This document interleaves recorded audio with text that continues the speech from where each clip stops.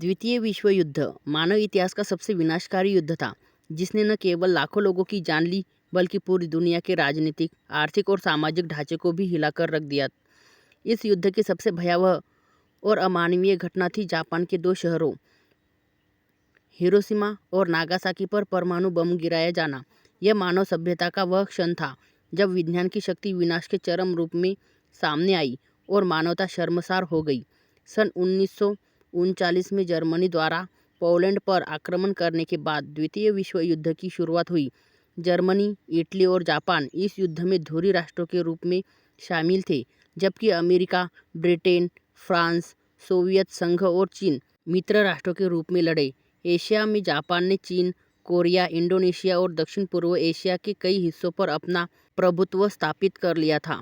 1941 में जब जापान ने अमेरिका के पर्ल हार्बर नौसैनिक अड्डे पर अचानक हमला किया, तब अमेरिका भी इस युद्ध में शामिल हो गया। यह हमला अमेरिका के लिए एक गहरा झटका था और उसने जापान से बदला लेने की ठान ली।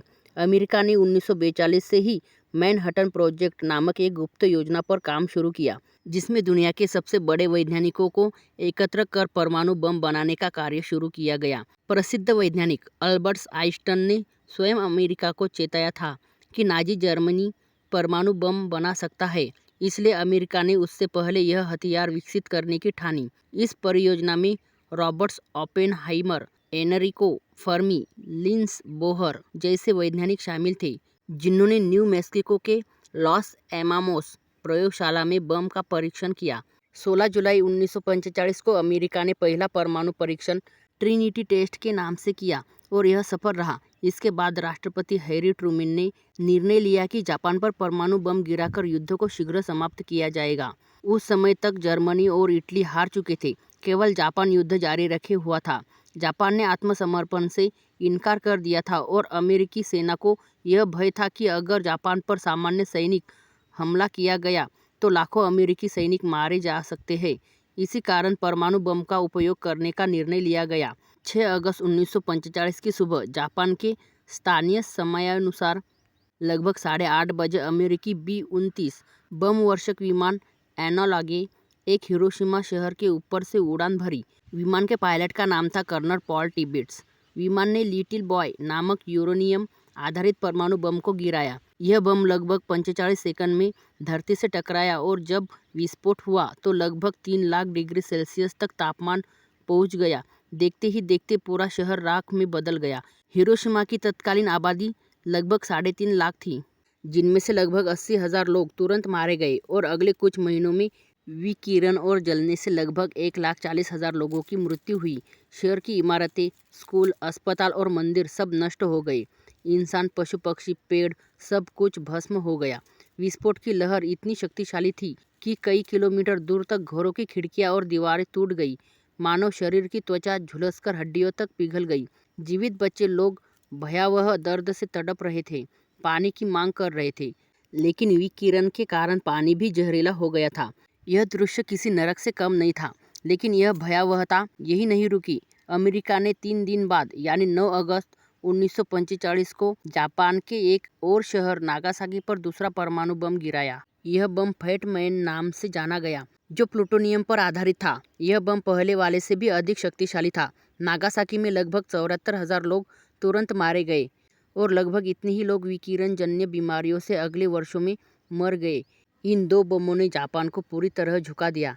15 अगस्त 1945 को जापान के सम्राट हिरोहितो ने रेडियो पर अपना ऐतिहासिक संबोधन दिया और जापान ने बिना किसी शर्त के आत्मसमर्पण कर दिया। इसके साथ ही द्वितीय विश्व युद्ध समाप्त हो गया। परमाणु बम के इन हमलों ने न केवल जापान बल्कि पूरी दुनिया को झकझोर दिया। हजारों बच्चे अनाथ हो गए, महिलाएं विधवा हुई और शहरों की आत्मा जैसे मर गई। विस्फोट के बाद विकिरण के दुष्प्रभाव पीढ़ियों तक रहे। विकिरण के कारण लोगों को कैंसर, त्वचा रोग, जन्मजात विकृतियां और मानसिक विकलांगता जैसी समस्याएं झेलनी पड़ी। हजारों बच्चे विकलांग पैदा हुए, धरती का उपजाऊ मिट्टी नष्ट हो गई और पौधे तक विषाक्त हो गए। इस त्रासदी ने मानवता को यह सोचने पर मजबूर कर दिया कि क्या विज्ञान की प्रगति का यही परिणाम होना चाहिए। अमेरिका का तर्क था कि इन बमों के गिराने से युद्ध जल्दी खत्म हुआ और लाखों सैनिकों की जान बच गई, लेकिन यह भी सत्य है कि जापान पहले से ही लगभग हार चुका था और आत्मसमर्पण की प्रक्रिया में था। इसलिए बहुत से इतिहासकार और मानवाधिकार कार्यकर्ता मानते हैं कि परमाणु बम गिराना मानवता के खिलाफ अपराध था। दुनिया के कई वैज्ञानिकों ने भी बाद में इस कृत्य की निंदा की। ओपेनहाइमर ने जब ट्रेनिंग टेस्ट के बाद विस्फोट देखा तब उन्होंने भगवद गीता की एक पंक्ति उद्धृत की, अब मैं मृत्यु बन गया हूँ, संसारों का अहंकार।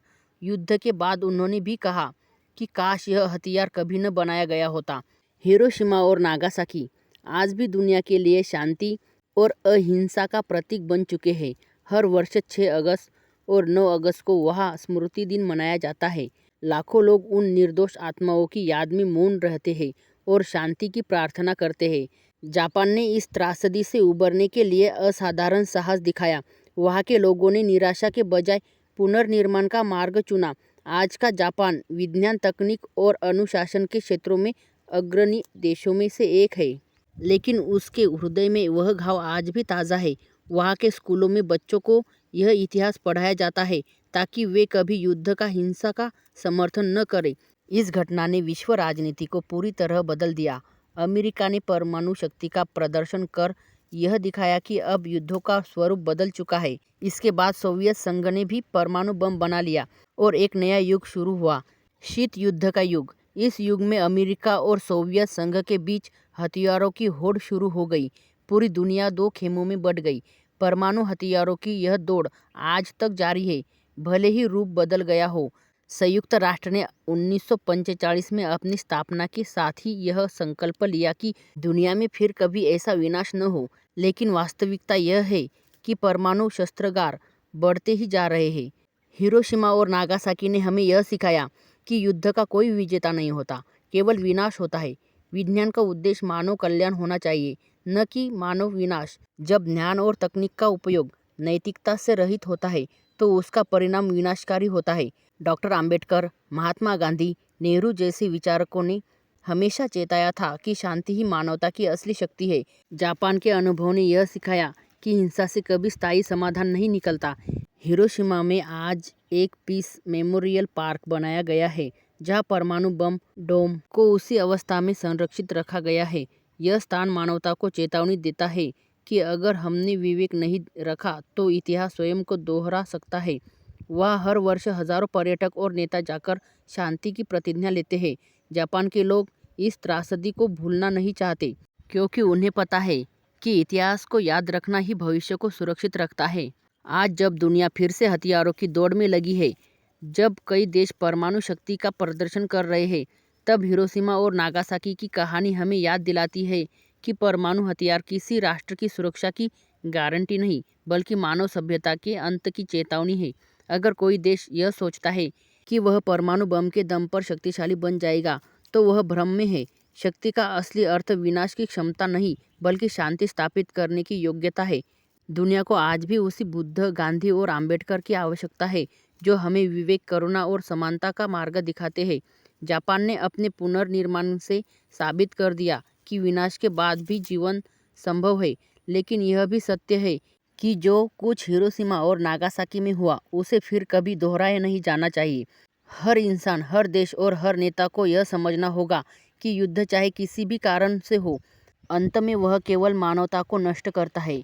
इस प्रकार जापान पर गिराए गए परमाणु बम केवल एक देश की हार या जीत की कहानी नहीं है, बल्कि यह संपूर्ण मानव सभ्यता के विवेक की परीक्षा का परिणाम है।